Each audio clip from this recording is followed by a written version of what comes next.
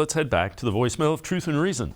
Everybody keeps putting pressure on Kevin Stefanski and Andrew Berry about some of the talent that they have chosen to be on this team, but I don't know. It seems like they really haven't invested much besides Deshaun, and when they have invested in Deshaun, it's been minimal gains and minimal trades. And in my opinion, I think Andrew is really waiting to see any bigger names for the next free agency period, which is, of course, next year. And I think that's when we will go all in. And hopefully if Stefanski fires Joe Wood and we get somebody with leadership and can develop good players, I think we could be a contender for the next 2 to 3 years, in my opinion. As always, appreciate all the voicemails. Quincy, they signed their own guys that they drafted and developed to the long-term contracts. Deshaun Watson's got a big price tag that's going to hit. Ward has a big price tag that's going to hit. It's not like they're going to be able to go out and spend a lot of money in free agency. And, oh, by the way, they don't have a first-round pick. Yeah, well, I think the problem isn't with this team is that they don't have the big pieces, right?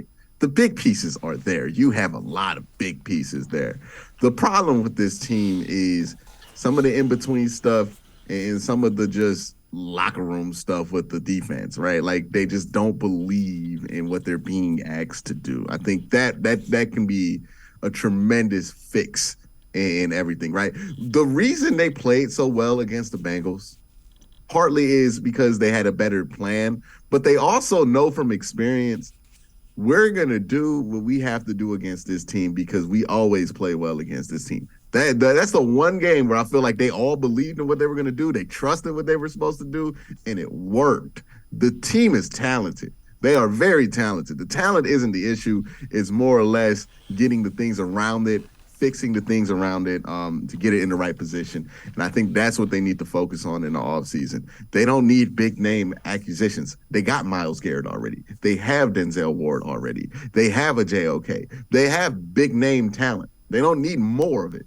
They need probably some workman-like pieces and some better scheming from the defensive coordinator. I don't know why it came out like that, but that's what they need.